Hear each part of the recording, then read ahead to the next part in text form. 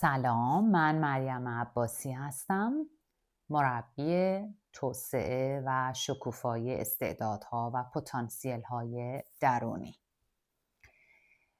در مورد این موضوع که چه کاری، چه رفتاری باعث میشه ما بیمار میشویم. همونطور که گفتم، خیلی از عواملی که باعث میشه ما بیمار بشیم همون موردهای درونیه که ما به زندگی داریم، به اون اتفاقاتی که در بیرون میفته. ما چه احساسی نسبت به اون اتفاق داریم؟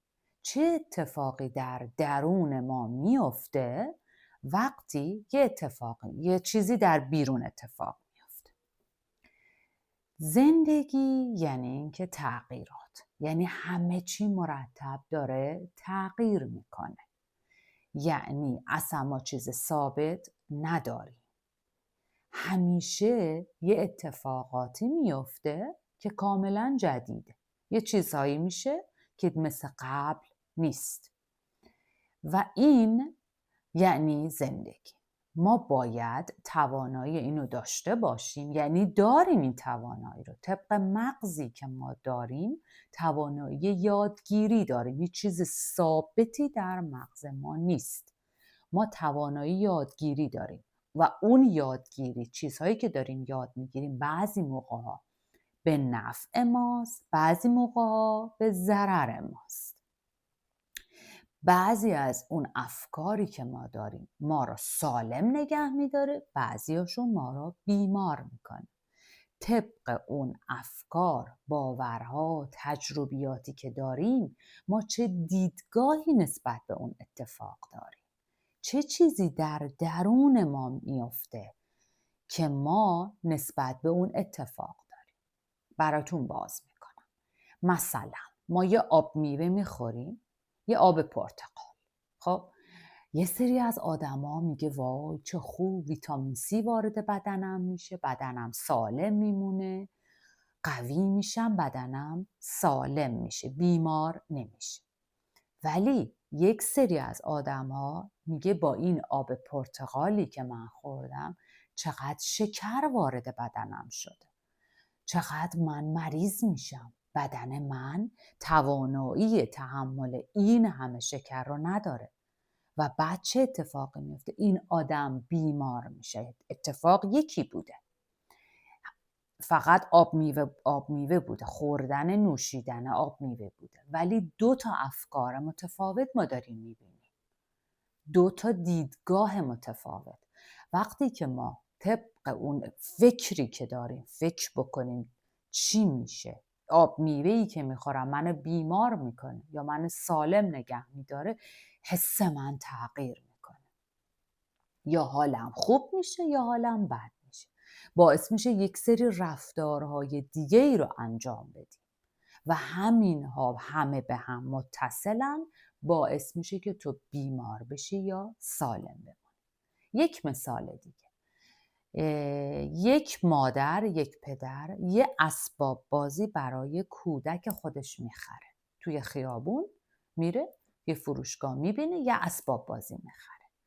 یه پدر یا اون مادر میگه ببین من بچه‌مو خوشحال کردم، فرزندم خوشحال شده، حالا خیلی کار خوبی کردم، لذت میبره از این کار.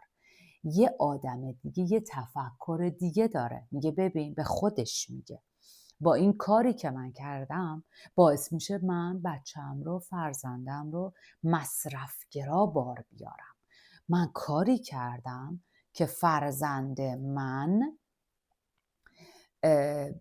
شادی خودش رو، خوشحالی خودش رو به عوامل بیرونی وصل کنه.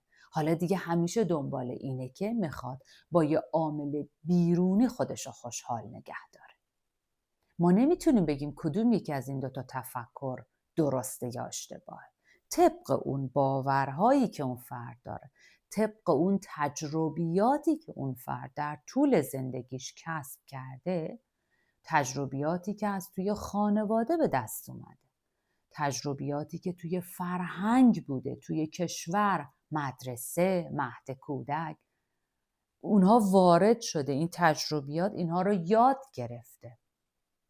خب طبق اون تجربیاتی که داشته به این کاری که داره انجام میده میگه اوکی بوده، خوب بوده یا بد بوده. خب پس ما داریم یاد میگیریم. چرا ما داریم یاد میگیریم؟ چون مغز ما اینطوریه. ما مرتب داریم طبق اون باورهایی که ثبت کردیم، تثبیت کردیم توی مغزمون رفتار میکنیم، احساس میکنیم. و این خوبی ماجرا اینه که ما راحت میتونیم این باورهای خودمون رو عوض کنیم، تغییرش بدیم. خوب نیست، به ضررمونه، ما رو بیمار میکنه، پس عوضش میکنیم. و البته ما باید ببینیم که یه سری اطلاعات رو به دست میاریم و بعد میبینیم که کدوم به نفع منه. آیا اون آب میوه واقعا داره به نفع من کار میکنه یا داره به ضرر منه؟ آیا اون خریدن اسباب بازی به نفع کودک منه، به سودشه یا به ضررشه؟ یکم دقت کنید به کارهایی که انجام میدید، به رفتارهایی که دارید انجام میدید، چون همینها باعث میشه شما را بیمار بکنه یا سالم نگه داره طبق اون افکاری که ما داریم.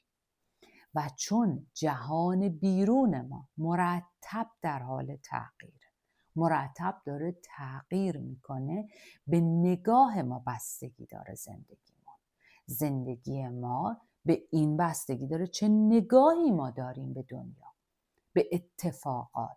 ما چجوری میبینیم چیزها رو، چه چیزی در درون ما اتفاق میافته وقتی یه اتفاق در بیرون میافته. یک مثال دیگه، یه نفر سالیان سال سر کار میره، سر یه کار مشخص، یه زندگی، یه حقوق، یه ورودی پولی، و یه روز میره سر کار، رئیسش اونو اخراج کرده، اون از کار اخراج شده. برای آدم ها 2 تا اتفاق میافته. یک سری از آدم ها ناراحت، عصبانی، خسته، نمیدونه چیکار کنه، سرگردان، نگران، چیکار کنم، و واقعا بیمار میکنه خودش رو، ناراحت، نمیدونه چیکار کنه. یه سری از آدم ها یه جور دیگه فکر میکنه، میگه اوکی این اتفاق، اولش که ناراحت میشه، این به صورت طبیعی یک انسان ناراحت میشه، ولی بعدش فکر میکنه، میگه خب این اتفاق برام افتاد، حالا من چه کار میتونم بکنم، چجوری میتونم این مسئله رو حل کنم، چه فکری بکنم، چه باوری، چه عملی، چه کاری باید پیش ببرم. یه سری ها میگم من بخوام اوکی کارم رو عوض میکنم، یه چیز جدید رو تجربه میکنم، میرم سراغ یه شغل دیگه، یا اینکه میگردم یه شغل دیگه پیدا کنم، یا یک سری از آدم همون شغل رو اوکی من میگردم ببینم کجا دیگه میتونم پیدا کنم، اینجا نشد یه جای دیگه، در صدد اینه که مسئله‌ای که بهش برخورده رو حل کنه، نه اینکه تو خود مسئله گیر کنه و نتونه حلش کنه. پس زندگی ما طبق اون باورهایی که در درون ما تثبیت شده، توی پیشانی، قسمت پیشانی مغز ما تثبیت شده. این قسمت مغز ما ثابت نیست، محکم نشده، مرتب در حال تغییره و ما میتونیم تغییرش بدیم. ما میتونیم دیدمون رو، نگاهمون رو، باورهامون رو تغییر بدیم. البته چطوری میتونیم تغییر بدیم؟ طبق اون تجربیاتی که توی زندگی داریم، طبق اون اتفاقایی که میفته، یه سری چیزها رو ما تجربه میکنیم، ما چطوری میتونیم اون باورها رو عوض کنیم. در مورد تغییر باورها باید این خیلی مبحثش مفصله، بعداً توضیح میدم، ولی شما فعلا اینو در نظر بگیرید، دقت کنید، آگاه باشید به زندگیتون. یه اتفاقی بیرون میفته، حالا من چی کار کنم؟ چه چیزی در درون من اتفاق افتاده؟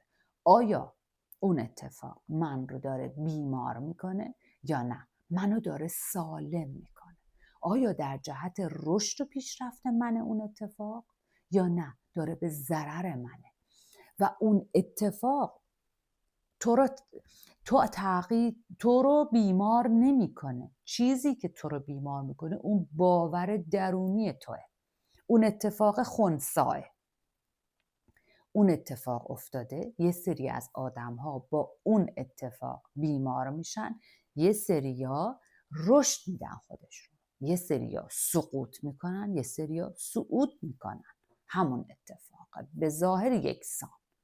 پس اون چیزی که تو رو رشد میده، سالم نگه میداره، پرورش میده، شکوفا میکنه، درون توه، باورها و افکار درونی توه، اون چیزی که تو بهش اعتقاد داری، اون چیزی که تو داری بهش فکر میکنی، تو چه جوری اونو میبینی. اون نشون میده که تو میتونی رشد کنی یا اینکه نه، داری سقوط میکنی.